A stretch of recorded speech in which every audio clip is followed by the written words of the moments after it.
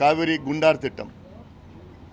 காவிரி குண்டார் திட்டம் என்பது அந்த பகுதி தென் மாவட்டங்களுக்கு செல்லுகின்ற காவிரி உபரிநீர் திட்டம். அங்கே தென் மாவட்டங்கள் மக்கள் இந்த திட்டத்திற்காக கிட்டத்தட்ட 50 ஆண்டு கால கோரிக்கை. இந்த திட்டம் மிக மிக மெதுவாக செயல்படுத்தப்படுகிறது. 2008 அறிவித்தோம். இன்னைக்கு ஒரு 3 விழுக்காடு தான் இந்த திட்டம் நிறைவேற்றப்பட்டிருக்கிறது.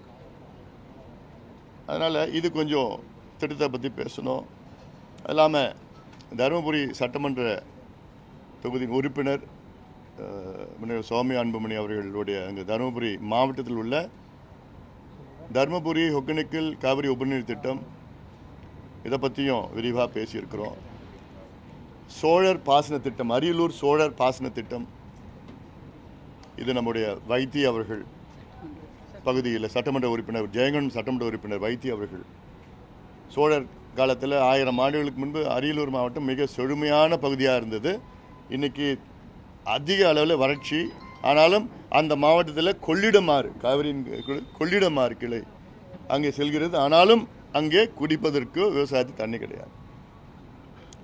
அதை பற்றி பேசணும். எப்படி ஒவ்வொரு ஏரியில் தண்ணி நிரம்பிச்சுன்னா சேரன்மாதேவி ஏரி, கரிவெட்டி ஏரி, செம்பிமாதேவி, சித்தமல்லி ஏரி, பொன்னேரி, இதெல்லாம் ஒவ்வொரு ஏரியில் அப்படி அடுத்த 10 அடுத்த ஏரிக்கு போய் வீராணை ஏரி வரைக்கும் அந்த தண்ணிக்கு போகும். இதெல்லாம் சாதாரணமாக செய்கின்ற ஒரு திட்டங்கள். அடுத்தது திருவண்ணாமலை மாவட்டம், விழுப்புரம் மாவட்டம், இந்த நந்தன் கால்வாய் திட்டம். இதுதான் இதுக்கு முன்பு இருந்த அமைச்சர் ஏவா வேலு அவர்கள் சொன்ன மறக்க முடியாத ஒரு வசனம். அன்புமணிக்கு 3 வயசு இருக்கிறப்பவே நாங்கள் இந்த திட்டத்தை நாங்கள் அறிவித்தோம். ஆனால் இன்றைக்கி அன்புமணிக்கு 57 வயசு ஆகுது. இன்னும் அந்த திட்டம் நிறைவடையலை. ஒரு சின்ன திட்டம்தான். அதை பற்றியும் பேசணும். அதன் பிறகு அத்திக்கடவு அவிநாசி திட்டம் பார்ட் 2.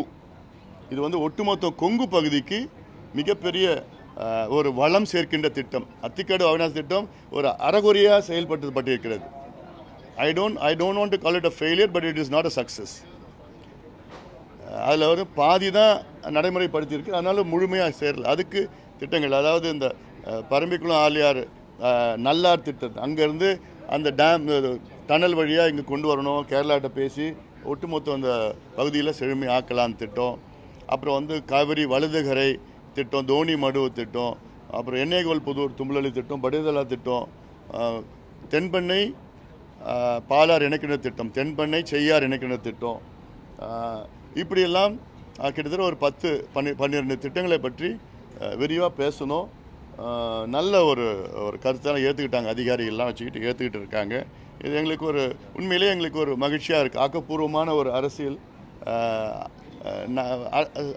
இந்த அரசு செய்து வருகிறது என்று என்னால் சொல்ல முடியும். அதை ஏற்றுக்கிட்டு மட்டும் இல்லை, நிச்சயமாக அடுத்தடுத்து ஃபாலோ அப் என்ன பண்ண போகிறோம். நிதி ஆதாரம் இல்லை. அதாவது கடந்த 60 ஆண்டு காலம் இந்த திராவிட கட்சிகள் உடைய மிகப்பெரிய தோல்வி என்பது நீர் மேலாண்மையில், நீர் திட்டங்களுக்கும் நீர் மேலாண்மை திட்டங்களுக்கும் முக்கியத்துவம் கொடுக்காதது தான் இந்த திராவிட கட்சிகள் தமிழ்நாட்டுக்கு செய்த அவங்களுடைய மிகப்பெரிய தோல்வியை நான் பார்க்குறேன். துரோகம்னு சொல்கிறது பெரிய வார்த்தை அது, ஆனாலும் தோல்வியாக நான் பார்க்குறேன். The biggest failure of the Dravidian parties in the last 6 years in Tamil Nadu is not investing in water management and water irrigation schemes.